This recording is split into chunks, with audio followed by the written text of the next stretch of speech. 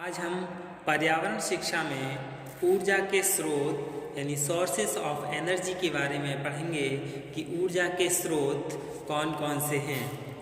ऊर्जा के स्रोतों को 3 प्रकार से बांटते हैं। सबसे पहले प्रयोग के अनुसार, फिर प्राप्ति के अनुसार और फिर पुनः पूर्ति के प्रकार से। तो सबसे पहले हम अकॉर्डिंग टू देयर यूज़ यानी प्रयोग के अनुसार जान लें कि ऊर्जा के स्रोत कौन कौन से हैं। यानी वाणिज्यिक ऊर्जा, कॉमर्शियल एनर्जी, इसमें कौन कौन आते हैं? कोयला, तेल, प्राकृतिक गैसें, जल, विद्युत तथा आणविक ईंधन, ये सभी आते हैं। और दूसरा क्या है? गैर वाणिज्यिक ऊर्जा यानी नॉन कॉमर्शियल एनर्जी। इसमें वन स्रोत से प्राप्त ईंधन, चारकोल, ये सब सम्मिलित होते हैं। अन्य प्रकार के ईंधन भी हैं जिनमें उपले, कृषि अपशिष्ट तथा अन्य वनों, कपड़ा उद्योग, घरेलू उद्योग, उद्योगों का कूड़ा करकट, ये सभी इसमें शामिल किए जा सकते हैं। और दूसरा है प्राप्ति के अनुसार यानी अकॉर्डिंग टू देयर सोर्सेस।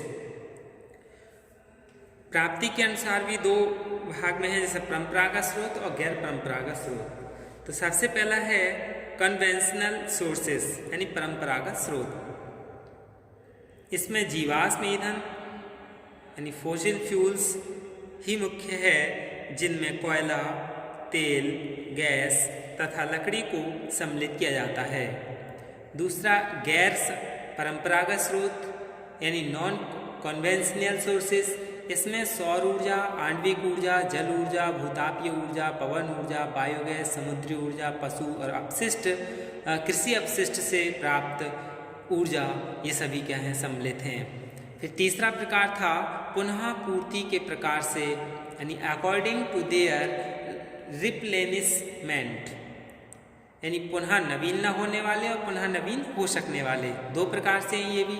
तो पुनः नवीन न होने वाले यानी नॉन रिन्यूएबल सोर्सेस, इस श्रेणी में लगभग सभी परंपरागत स्रोतों से प्राप्त तेल, कोयला और गैस आते हैं।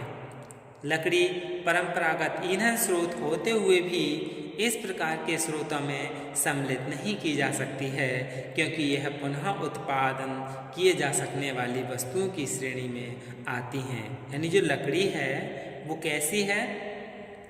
पुनः नवीन हो सकने वाले हैं, क्योंकि इनके लिए दोबारा से उगाया जा सकता है, उत्पादन किया जा सकता है।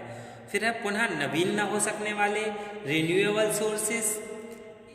इसमें सभी स्रोत सम्मिलित हैं, जैसे सौर ऊर्जा, आणविक ऊर्जा, विद्युत ऊर्जा, जल ऊर्जा, भूतापीय ऊर्जा, अन्य सभी इसी प्रकार से उत्पादित हो सकने वाली ऊर्जा को सम्मिलित किया जाता है। और हम इसके लिए एक चित्र के रूप में समझ लें। यानी इसमें क्या है? परंपरागत ऊर्जा स्रोत यानी ऊर्जा जो है वो 2 जगह है, यानी परंपरागत ऊर्जा स्रोत और गैर परंपरागत ऊर्जा स्रोत। इसमें क्या है? पुनः नवीन न हो सकने वाले और पुनः नवीन हो सकने वाले। इसमें कोयला, तेल, गैस, लकड़ी, चारकोल। और गैर परंपरागत कौन सी हैं? वाणिज्यिक और गैर वाणिज्यिक, ये 2 भागों में हैं।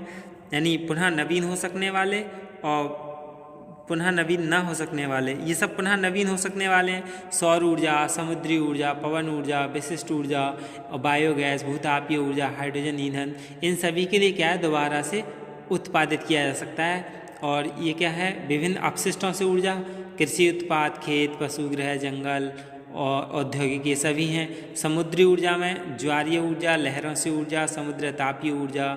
और ये कौन है? पुनः नवीन हो सकने वाले यानी जल शक्ति और आणविक ऊर्जा। इस तरह से ये क्या हैं? ऊर्जा के स्रोत हैं। अब हम विश्व स्तर पर ऊर्जा स्रोतों के उपयोग यानी use of energy sources at world level, इसके बारे में जानें। यानी विश्व स्तर पर निम्न ऊर्जा स्रोतों की क्या है? अधिकाधिक उपयोग हो रहा है। तो उसके बारे में सबसे पहले क्या है?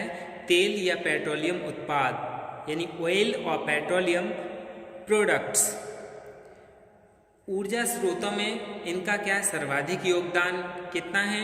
35%। यानी तेल का ऊर्जा में कितना है? 35% योगदान है।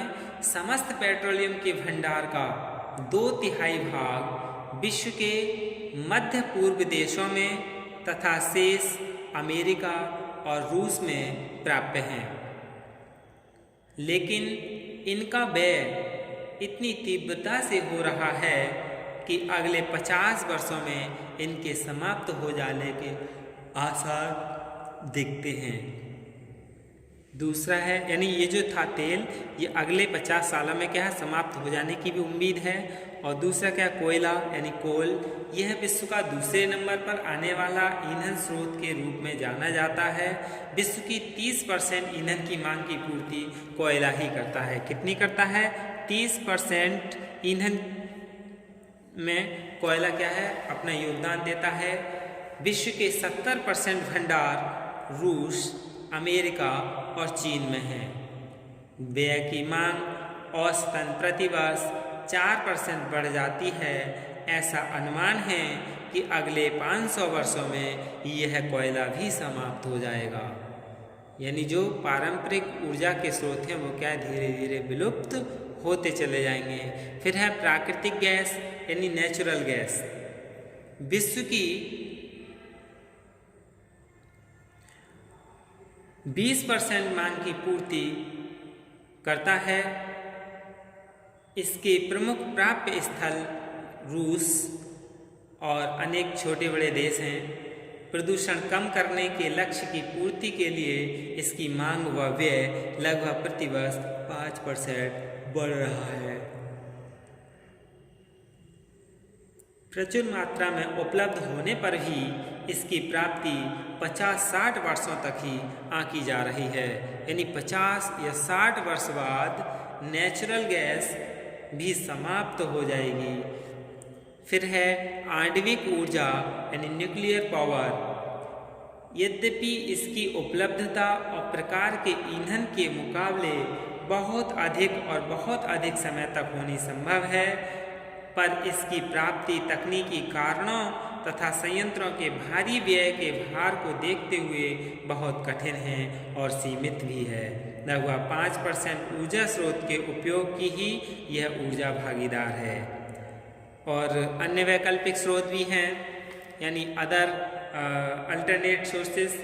विश्व की बढ़ती आबादी, यातायात के बढ़ते साधन, औद्योगिक उपयोग, कृषि कार्य एवं मनोरंजन के निरंतर बढ़ते उपयोग ने ऊर्जा की खपत को इतना बढ़ा दिया है कि ये सभी परंपरागत तथा पुनः अपरिवर्तनीय स्रोतों से सभी लोगों की मांग की पूर्ति करना संभव नहीं है।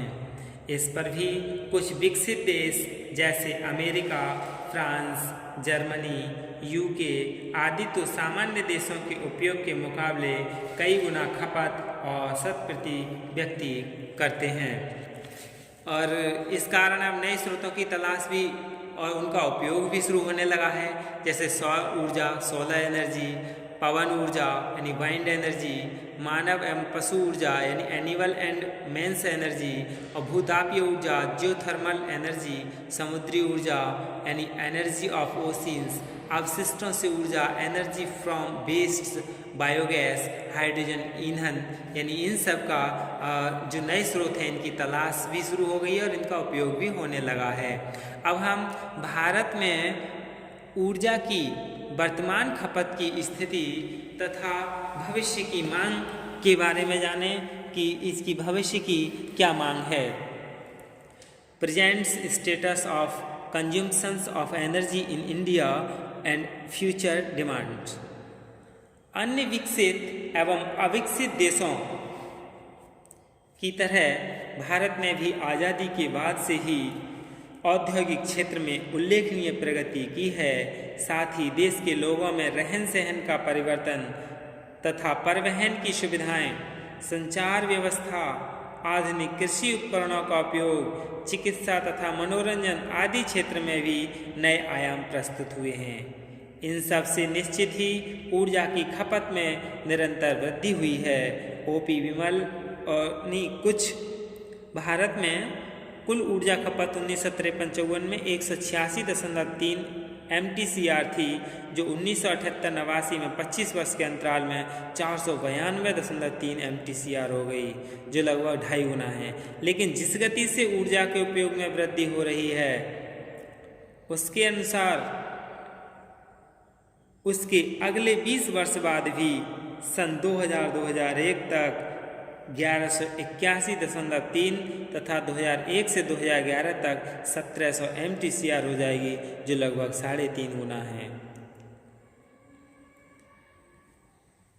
समय के साथ साथ वाणिज्यिक ऊर्जा में खपत निरंतर बढ़ी है तथा गैर वाणिज्यिक ऊर्जा की खपत में उसी अनुसार कमी भी हुई है।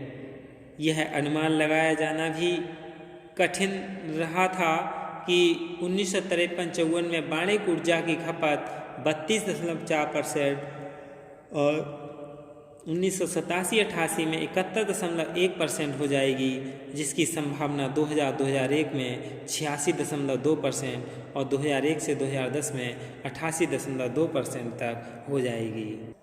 हम इस चार्ट में भी देख सकते हैं 1953-54 में यानी वाणिज्यिक ऊर्जा जो MTCR यानी मिलियन टन कोल रिप्लेसमेंट में दे रखी है 60.4 और गैर वाणिज्यिक कितनी थी 125.2, कुल कितनी थी 186.3। और फिर धीरे धीरे सन 2001 में कितनी हो गई 1181 यानी 186 से 1181.3 और फिर 2001 से 2010 तक 1700 हो गई थी। यानी ऊर्जा दिन प्रतिदिन इतनी तीव्र गति से इसकी मांग बढ़ रही है कि आने वाले समय में ऊर्जा संकट उत्पन्न होने वाला है, जिसके लिए नई तकनीकियाँ अपनानी पड़ेंगी, जैसे सौर ऊर्जा और पवन ऊर्जा और जल ऊर्जा। इन सभी का दैनिक जीवन में उपयोग करना होगा, तभी ऊर्जा संकट से हमें बचा जा सकेगा। धन्यवाद।